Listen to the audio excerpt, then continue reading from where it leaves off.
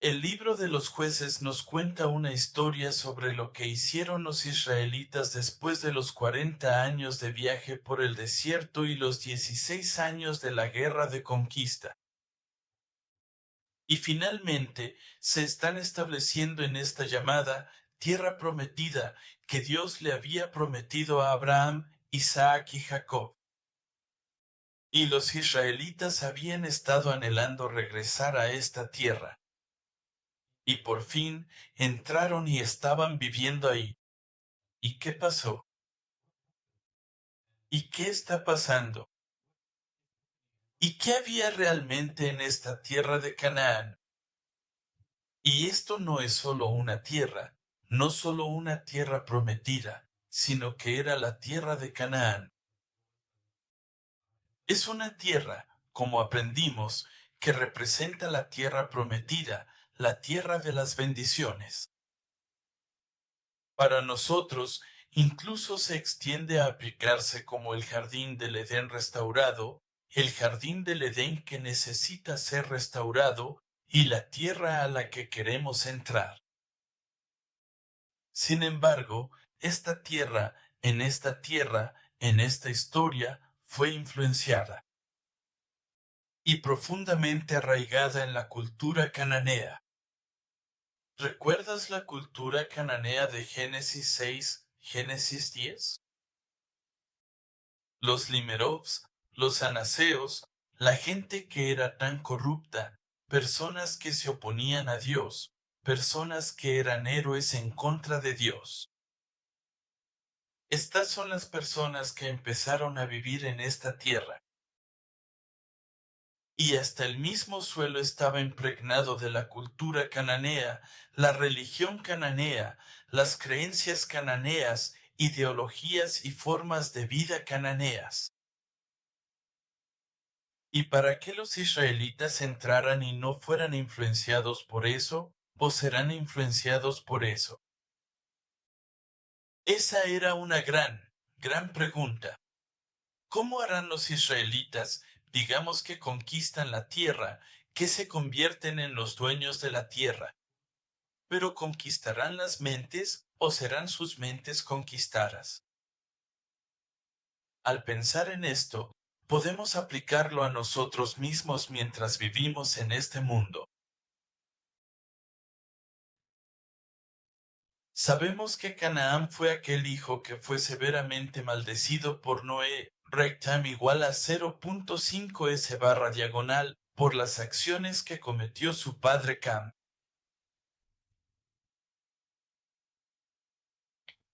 Y así, desde ahí, podemos ver que la raíz de Canaán no era tan pura.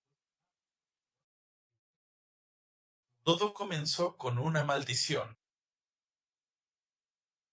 Y como mencioné el día del Señor, los capítulos 1 y 2 de Jueces son básicamente una introducción.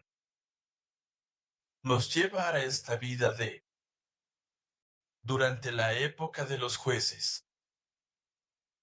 Y los capítulos 1 y 2 básicamente nos muestran la conquista, cómo las diferentes tribus lucharon para conquistar la tierra.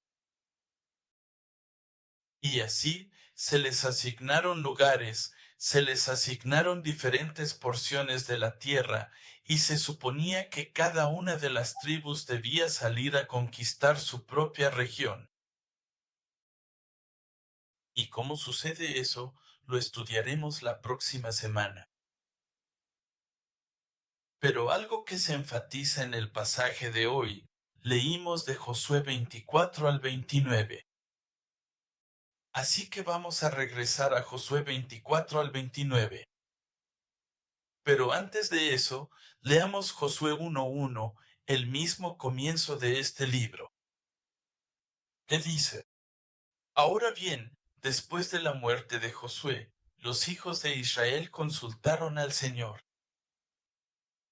diciendo, ¿quién de nosotros subirá primero contra los cananeos para pelear contra ellos? ¿Qué tipo de sensación tienes cuando empiezas un libro, comienzas un nuevo capítulo y empieza con esto? Sucedió después de la muerte de Josué. ¿Te da una sensación positiva o negativa? No tan buena. Habla. Empieza con la muerte, hablando de la muerte de un gran líder, para dejarlos entrar a esa tierra. Y luego la pregunta, ¿quién subirá primero por nosotros contra los cananeos? ¿Quién peleará contra ellos? ¿Positivo o negativo? ¿Suena como si supieran lo que están haciendo? ¿O suena como si estuvieran confundidos, perdidos y sin liderazgo? Y así es como empieza el libro de Jueces. Pero justo antes de eso, leímos Josué 24 a 29. Dice, sucedió que después de estas cosas, Josué, hijo de Nan, siervo del Señor, murió, teniendo 110 años. De nuevo, en Jueces 2, versículo 8, dice, Josué, hijo de Nan, siervo del Señor, murió a la edad de 110 años. ¿Captas el punto aquí? El autor de Jueces y de Josué, básicamente, Dios está enfatizando una cosa aquí. ¿Tú qué piensas? Adivina, échale una suposición. Acabo de leer 3 versículos que dicen, después de estas cosas, Josué murió. Es un gran acontecimiento. Es algo muy importante aquí. Para los israelitas, es un evento traumático. Y como Josué ya no estaba, no sabían quién debía subir primero, quién debía hacer qué. Aquí es donde empieza todo. Y cuando dice, ahora sucedió, después de. Esta frase se usa a menudo en el Antiguo Testamento. Ahora sucedió después de tal o cual evento o tal o cual cosa. ¿Qué pasó? ¿Después de qué? Josué 24:29 dice, ahora sucedió después de. ¿Después de qué? Después de la muerte de Josué. Pero entonces, justo antes de lo que pasó fue que se solidificó. Hicieron un pacto en Siquem, y él les preguntaba al pueblo, ¿van a adorar ídolos o van a adorar a nuestro Dios? Así que les hizo jurar, básicamente jurar, hacer un pacto diciendo, vamos a adorar a Dios y no vamos a adorar ídolos. Pero cuando dice, ahora sucedió después, ahora sucedió en, esta frase es como un marcador para un nuevo capítulo de la historia. Básicamente, está diciendo todas estas cosas, la conquista de Canaán, ellos entraron en Canaán, todas estas cosas pasaron con Josué, y ahora, después de que él murió, comienza una nueva era. Así que Jueces está presentando una nueva era después de la muerte de Josué.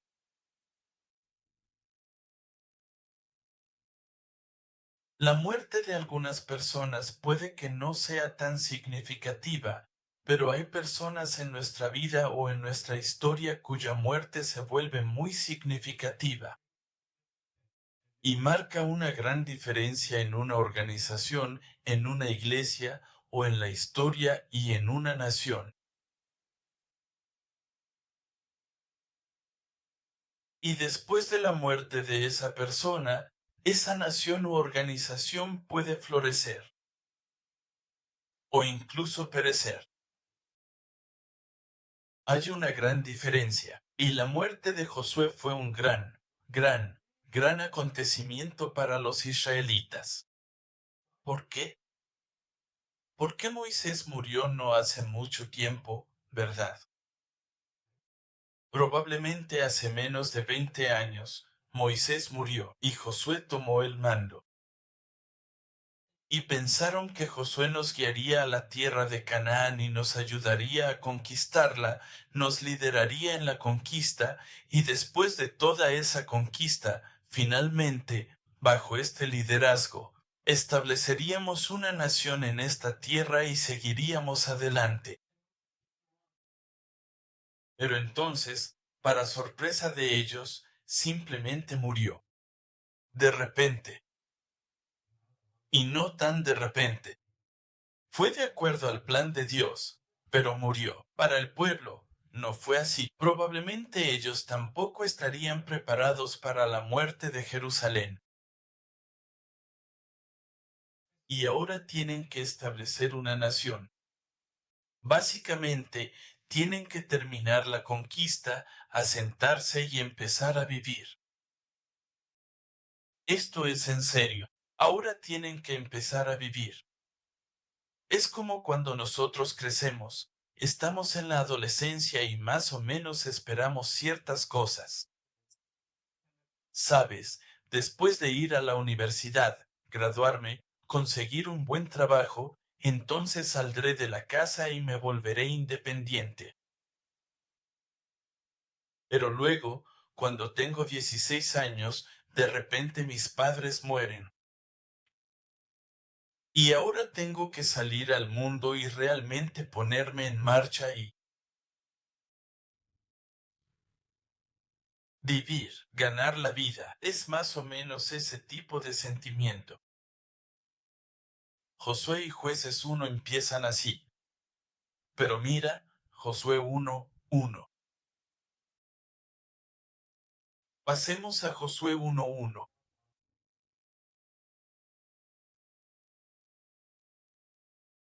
Aconteció después de la muerte de Moisés, siervo de Jehová, que Jehová habló a Josué, hijo de Nan, siervo de Moisés, diciendo, Josué, capítulo 1 comienza con la muerte de... Comienza el anterior líder y jueces. Pero ¿cuál es la diferencia en Josué? Después de que Moisés murió, Dios designó a un líder específico y le dijo a Josué, hijo de Nan, esto y esto, haz esto. Pero en jueces no hay sucesor, no hay sucesores. Parece como si Dios se hubiera olvidado de nombrar a otro, y por eso la gente se siente muy perdida. Así que Josué capítulo 1 comienza con la muerte de Moisés, pero luego Josué está ahí. La gente puede confiar en él.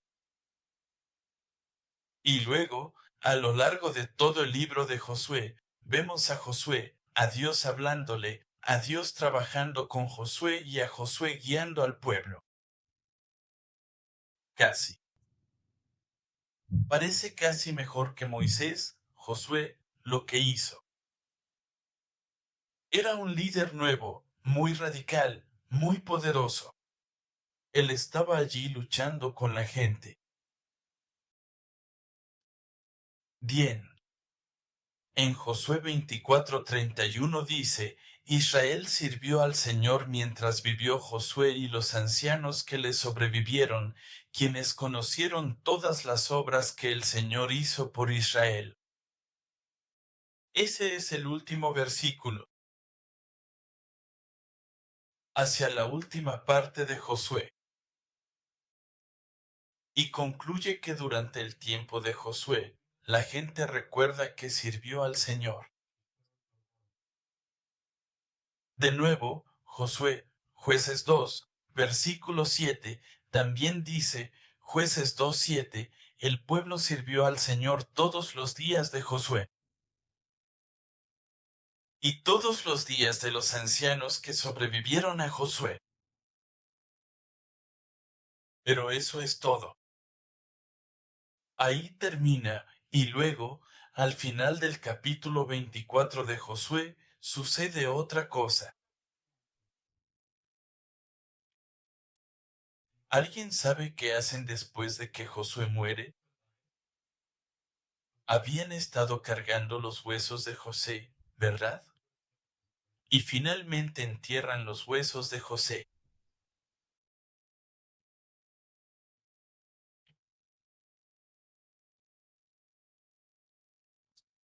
Esto está en Josué 24, versículo 32.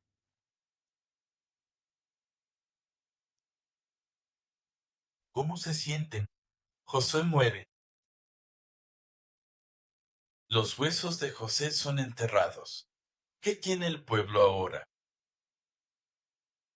Claro, se supone que los huesos de José debían ser enterrados, pero luego, una vez que los huesos están enterrados, ya no tienen un icono físico, el recordatorio físico para que recuerden el pacto. Cuando estaban cargando los huesos eran el recordatorio. Recuerden, los huesos de José lo aprendemos en el segundo libro, pero ¿quién los sacó? Moisés los sacó. Los huesos de José tienen que ver con recordar. Recuerden el día del hueso. José recordó y dijo, cuando salgan, recuerden mis huesos.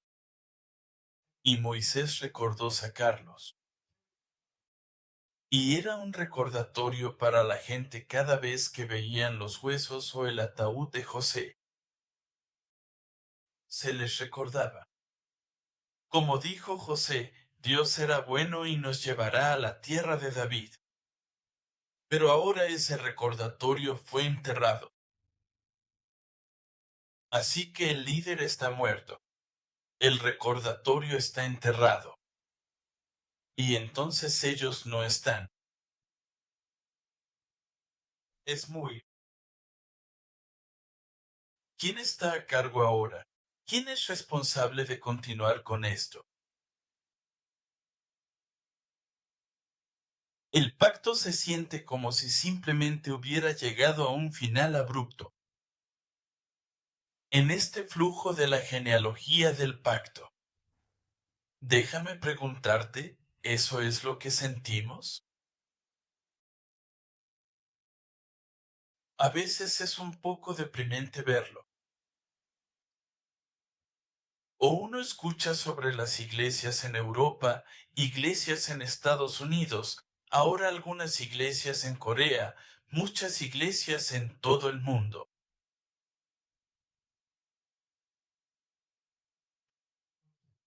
Las iglesias donde no pueden continuar con la siguiente generación. Y muchas veces escuchamos a través del pastor Philip, de verdad, también que él ha estado en Europa en diferentes iglesias. Y en Estados Unidos solo queda la generación mayor.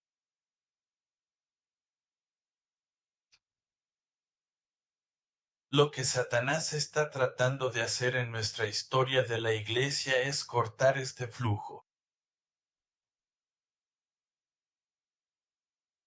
¿Qué pasa con nuestra generación? Si aquí hay jóvenes, ¿qué pasa con su generación? ¿Quién va a continuar?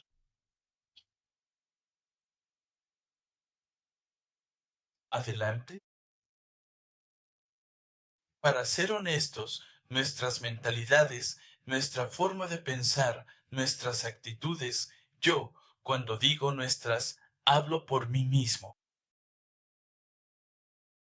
Estoy comparando esto, estoy tratando de aplicarlo a mi vida. ¿Cómo se habrán sentido las personas cuando Josué falleció? Primero, cuando Moisés falleció, pero luego Josué estaba ahí. Después de que Josué falleció, y estaba pensando en cuando nuestro pastor principal, el reverendo Abraham Park, falleció. ¿Fue bueno o malo? Esa es una mala pregunta. Permítanme atreverme a decirles, siendo honesto hasta los huesos, mi cuerpo físico decía que era más cómodo. ¿Por qué? Porque ya no tengo que tener miedo. porque ya no tengo que pensar en que alguien me grite por la espalda o en la cara. Ya no tengo que preocuparme de, oh, tengo que despertarme. Ya no tengo que preocuparme de levantarme a las 4 de la mañana todos los días. La persona que era la más aterradora, esa persona que solía mantenerme en línea, ya no está, ¿verdad? Pero entonces, ¿qué pasa como resultado? Desorden. Algunos de los estándares en mi vida bajan y se rompen. Y pronto, incluso mi estándar de fe baja. Y pronto, incluso algunas cosas que no deberían ser, ya sabes, se vuelven como muy flexibles. Y pronto, es como, oh, tal vez ahora está bien.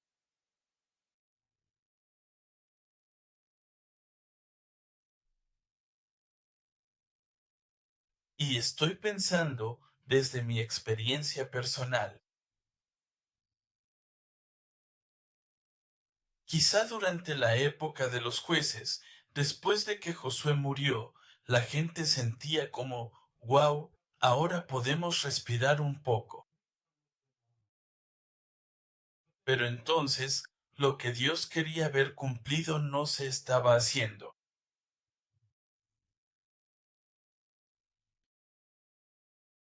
Por favor, perdónenme si esto fue una blasfemia, pero solo estoy diciendo, ¿cómo eran los israelitas? Eso es exactamente lo que pasó. Se volvieron más orgullosos que fieles cuando lo necesitaban. Así que sus estándares bajaron y se volvieron flexibles aquí y allá. Eso invita a todo tipo de oscuridad y ataques. Así que se metieron en problemas. ¿Qué pasa cuando te metes en problemas? ¿Qué harías tú cuando te metes en problemas? Cuando más problemas llegan a tu vida, te das cuenta, Dios mío, ¿qué he hecho?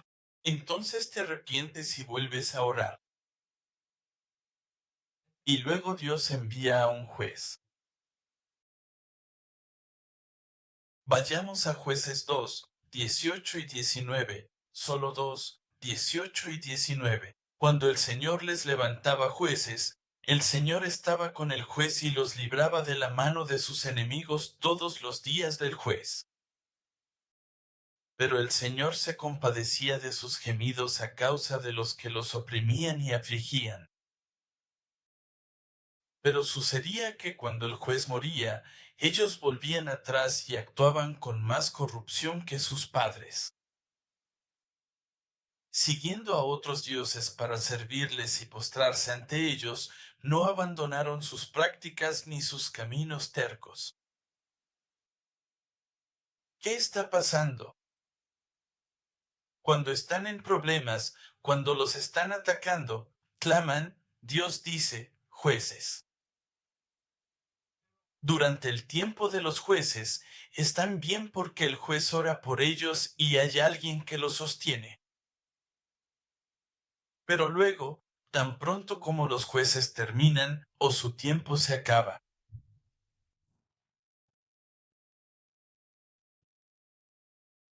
vuelven de inmediato. Es como una liga de hule. Tienes una liga de hule en una mano y jalas con la otra mano y la sueltas. ¿Qué hace la liga de hule? Regresa de inmediato.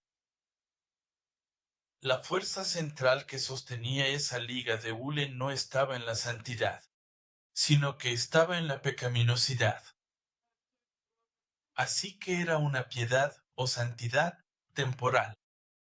Solo cuando estaban en problemas, solo cuando necesitaban a Dios, solo cuando el juicio era más fuerte, actuaban santos o venían a orar y todo eso. Pero luego, cuando las cosas se ponían bien y se sentían más cómodos, ¡pum!, regresaban de inmediato. De inmediato volvían a su idolatría, sirviendo a otros dioses. Así que no era como en los tiempos de Josué, donde seguían sirviendo al Señor. Era de vez en cuando, no había continuidad. Eran segmentos de tiempo en los que adoraban y servían a Dios temporalmente. Y eso es en lo que quiero que pensemos al reflexionar sobre nuestras vidas hoy. ¿Mi vida es un servicio continuo a Dios o está segmentada? ¿Es solo temporal? Y luego, ¿cuándo vienen los problemas, regreso a Dios? Cuando todo se pone cómodo, me alejo y luego regreso.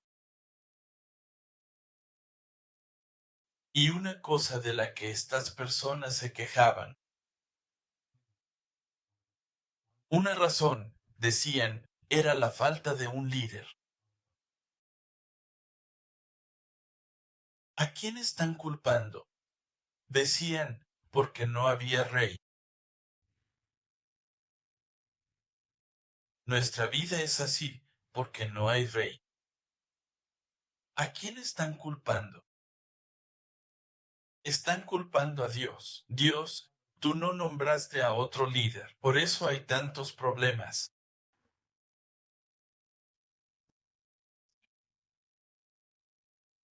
Pero mira, Dios le está diciendo a Judá en el pasaje de hoy, Jueces 1, versículos 2 y 3. Jueces 1, versículos 2 y 3. El Señor dijo, Judá, sube, mira, he entregado la tierra en tus manos.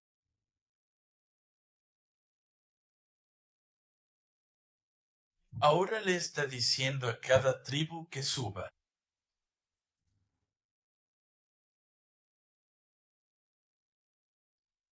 Tenemos que entender los tiempos. Vamos a retroceder y pensar en la época de Abraham. En el tiempo de Abraham, básicamente él era el único que creía en Dios. Él fue un iniciador de almas. Él fue un pionero. Y por eso Dios necesitaba iniciar esta chispa de fe. Así que necesitaba encontrar a alguien que pudiera responder al llamado de fe de Dios. Y ese fue Abraham, esa única alma, ese hombre. Así que Abraham, durante el tiempo de Abraham, esta lucha, esta batalla. Y la tarea era salir de los caminos pecaminosos y del lugar pecaminoso. Y recibir el llamado de Dios y responder a ese llamado levantándose y saliendo. Durante el tiempo de Isaac, la tarea de Isaac era heredar la fe del Padre y continuarla a través de la fe y la obediencia. Así que Isaac representa, Abraham es quien la recibió. Isaac es el vínculo con las siguientes generaciones. Aunque Isaac no la recibió.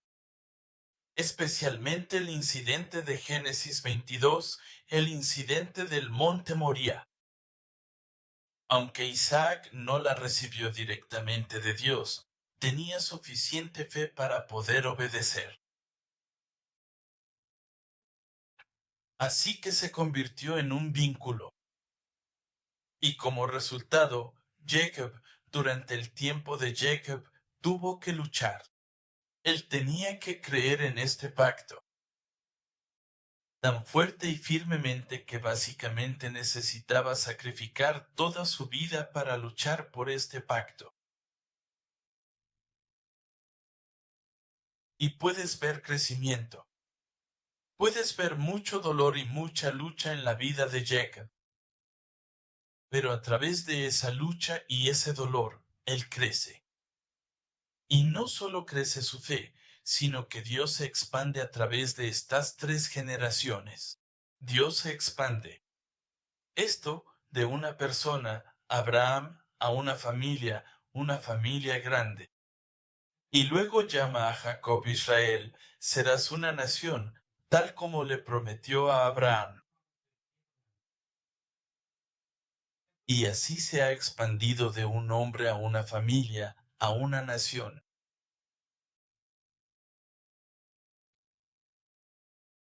Y luego José es una generación de cumplimiento.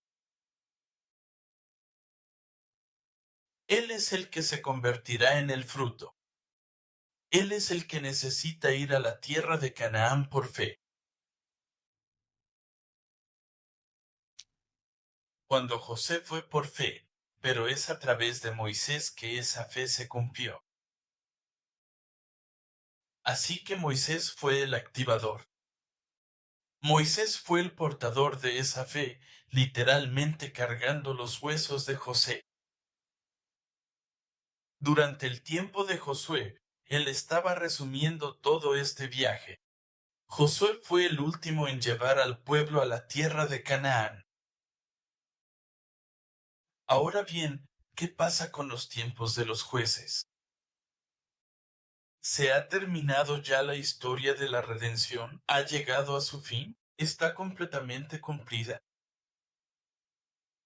Y así, de Abraham a Josué es. Había como un tema común que se iba transmitiendo, como un testigo que se pasaba de una generación a otra. Pero parece que después de Josué, el testigo desaparece. ¿Dónde está? Hay algunos lugares en la Biblia donde pasa algo similar, pero el arca del pacto desapareció. Y así solían seguir el arca del pacto. El arca del pacto era el centro de la adoración, representando la presencia de Dios, y desapareció. Ahora, ¿qué seguimos? ¿Dónde está Dios?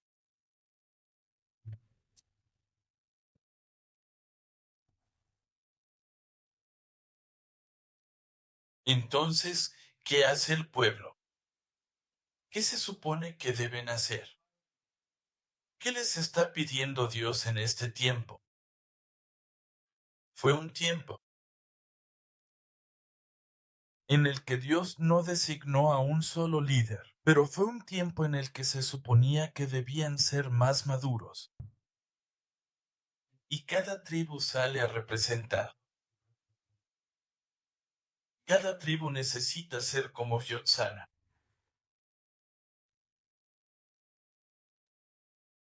Cada uno de nosotros, cada una de nuestras iglesias filiales o cada una de nuestras iglesias locales, ahora necesita tomar, ya sabes, en una guerra hay un, como se llama, un soldado que siempre lleva la bandera.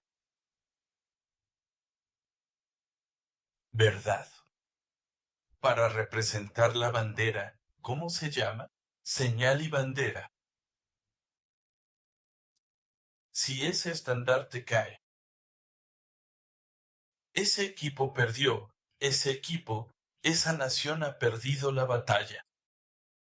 Así que cuando veo películas, cuando no has estado en una batalla, pero cuando veo películas, cuando el tipo que lleva la bandera cae, el siguiente tiene que recoger la bandera y seguir adelante.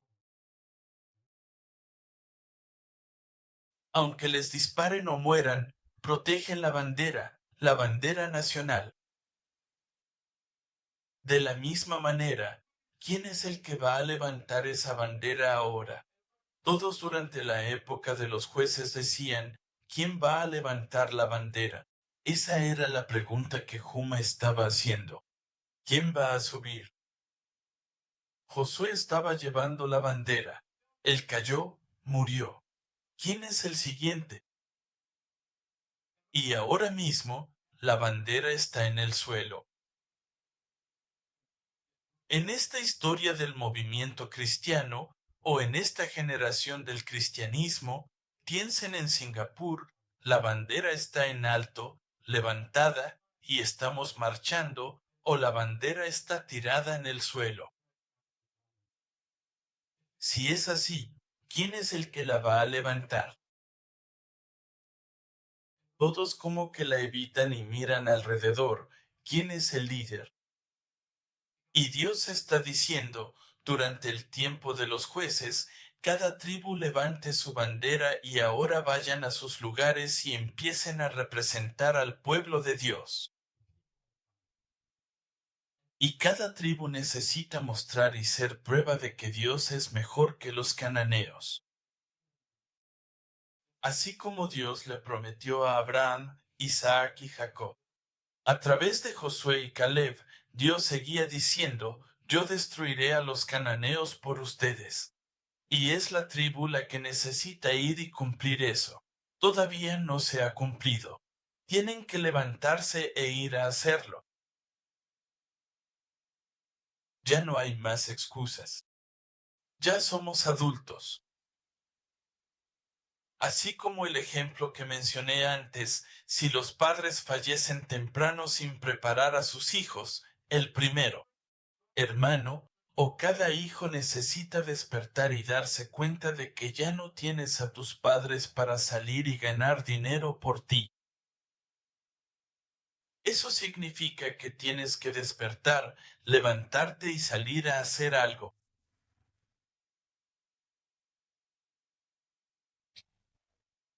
Y así es como comienza el libro de los jueces. Es como si sintieran que se habían quedado huérfanos.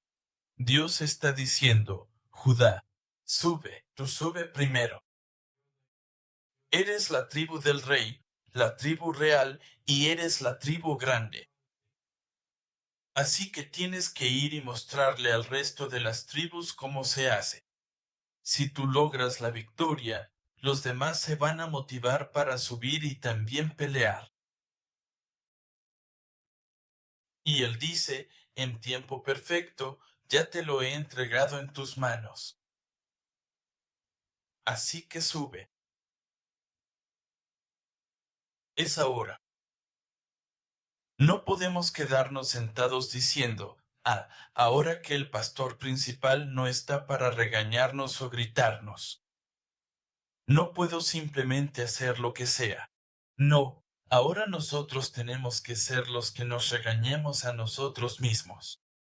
Ahora tenemos que ser más maduros y decir, ok, necesitamos despertar y ponernos en acción. No podemos esperar a que algo suceda o algo. Otra persona que venga y nos guíe. Necesitamos despertar y crecer y necesitamos tomar este libro, esta Biblia y este Evangelio y seguir adelante. No sé si ya te has dado cuenta y captado la indirecta, pero esto es una conclusión. Josué, el nombre Josué es la palabra clave. Hebreo, Ursano Jesús, Yeshua. Es el mismo nombre. La época de los jueces habla sobre el tiempo después de Josué, después de que Josué se fue. Las 12 tribus necesitaban salir y conquistar la tierra. Después de que Jesús se fue, quedaron 12 discípulos. Se sentían perdidos, tenían miedo, pero Jesús les dijo, quédense aquí en Jerusalén hasta que reciban el Espíritu Santo, luego salgan. ¿Qué hicieron los discípulos? Salieron cada uno por diferentes caminos. Y cuando salieron, después de recibir el Espíritu Santo, conquistaron a esas diferentes personas. Tramposos. Pedro predicó y 3,000 personas se convirtieron, 5,000 personas se convirtieron. Esa es la conquista. Eso fue lo que pasó. En la época de los jueces no lo hicieron correctamente, pero en la época de Jesús sí lo hicieron. ¿Cuál es la diferencia? Esperaron y recibieron el Espíritu Santo. Ya habían terminado. Pero durante la época de los jueces, todos eran demasiado correctos. Entonces, todos hacían lo correcto, pero desde su propio punto de vista.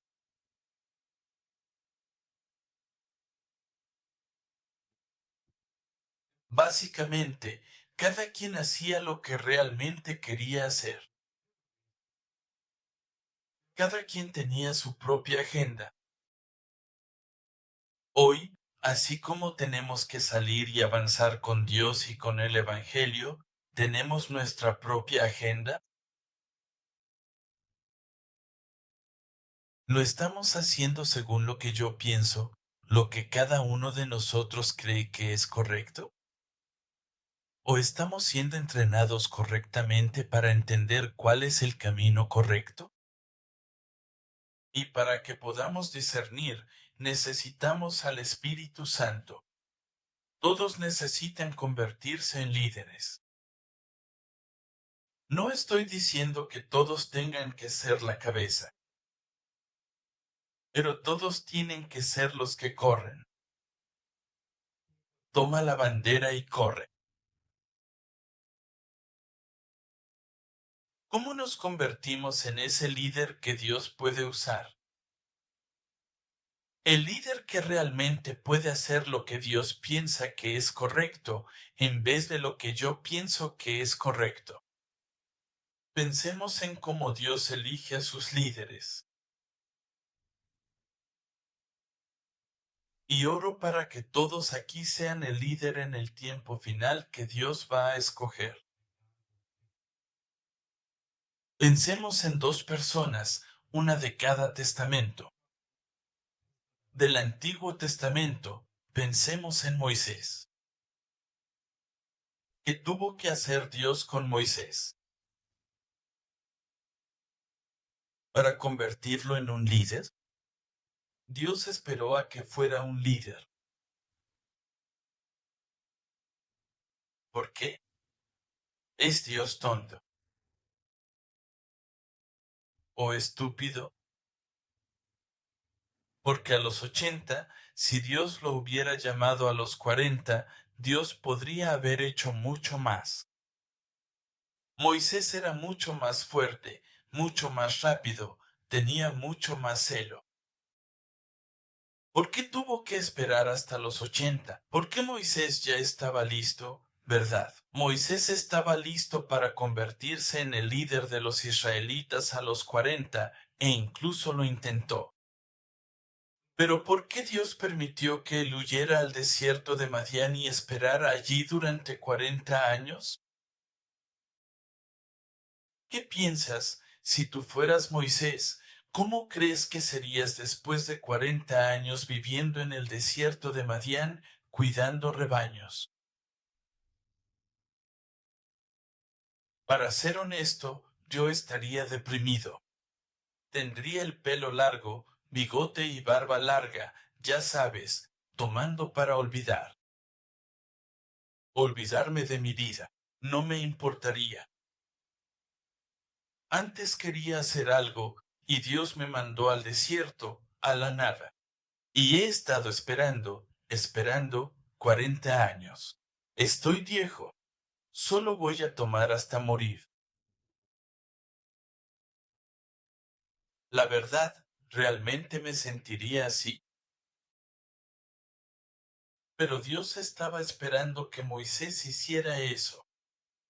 Dios estaba esperando que Moisés renunciara a toda su ambición y todo su celo, incluso que perdiera su fuerza. Y piense, no soy capaz. Él golpeó a ese egipcio y a ese israelita. Porque era celoso, porque pensaba que iba a hacer algo. Dios espera hasta que el vaso esté claro y limpio. Cualquier agenda humana, celo humano, codicia o ambición humana, Él espera hasta que desaparezca. Dios tiene todo el tiempo que necesita. Ha estado esperando 6000 años ya.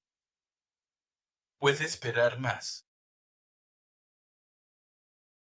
Él va a esperar por nosotros.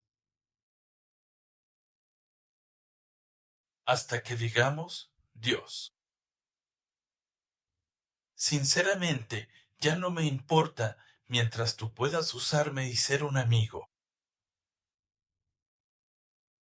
En el Nuevo Testamento, Pablo habló del celo y fervor por la obra de Dios.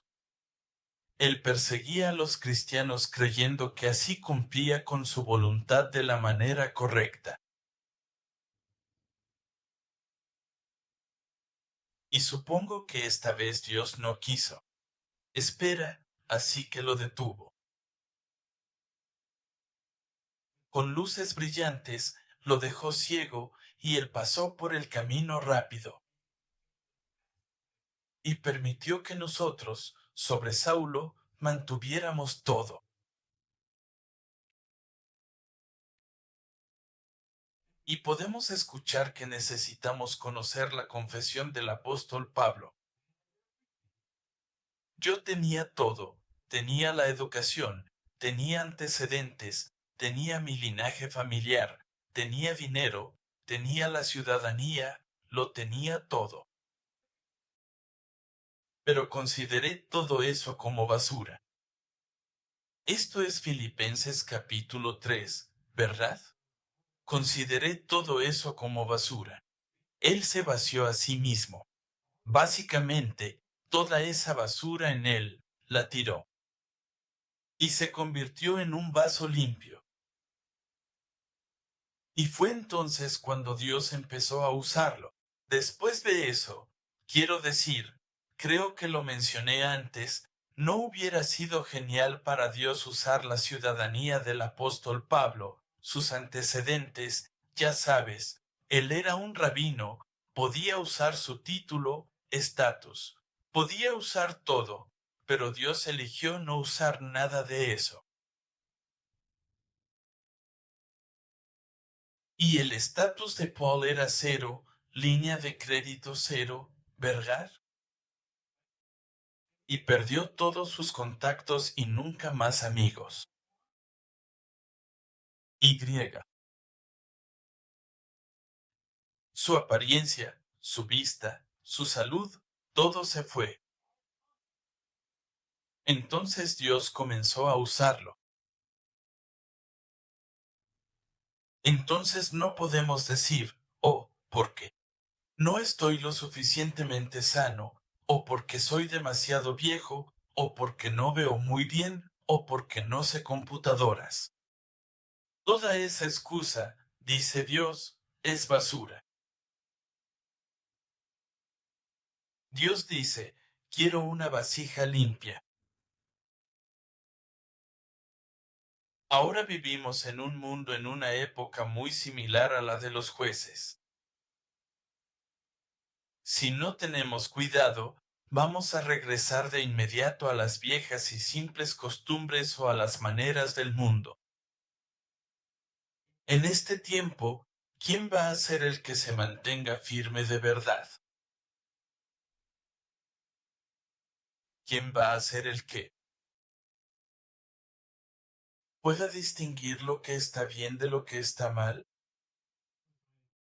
¿Quién va a ser el que diga, está bien, yo me hago cargo? Voy a ir y pelear contra los cananeos. Oro para que nadie aquí sea esa preocupación, que no sea ese instrumento que Dios está esperando usar.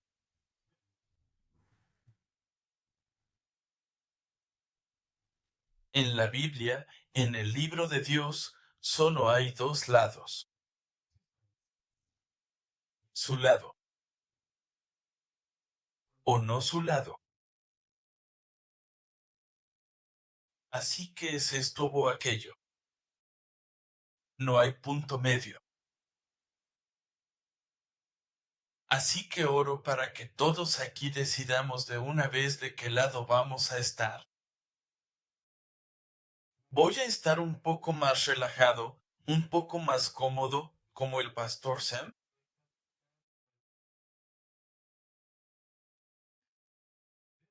Me da mucha pena compartir con ustedes y contarles lo que pasé. Por supuesto, me arrepentí. Ahora estoy aquí, pero para ser honesto, físicamente, cuando el gran león detrás de tu cabeza, siempre cuidándote, ya no está, sientes como que, me voy a relajar un poco.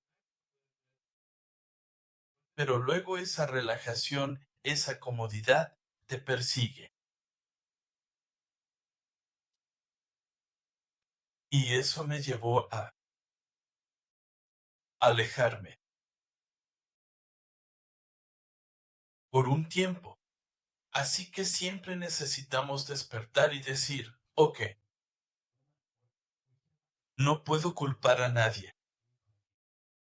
Necesito despertar y necesito ser el Josué. Necesito ser el Moisés. Necesito ser el Moisés. Amén. Oremos. Querido Padre Celestial, te damos gracias por permitirnos reflexionar sobre la situación en el libro de Jueces. Cuán perdidos estamos, sí.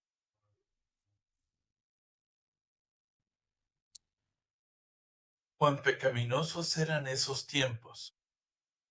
Y Padre, podemos relacionar completamente nuestra vida y nuestro entorno con esto. Pero, Padre, solo porque no podemos ver a Jesús con nuestros ojos, solo porque no podemos verte con nuestros ojos físicos, no significa que no estés aquí, no significa que no estés vivo. Así que, Padre, ayúdanos a estar más alertas y despiertos espiritualmente.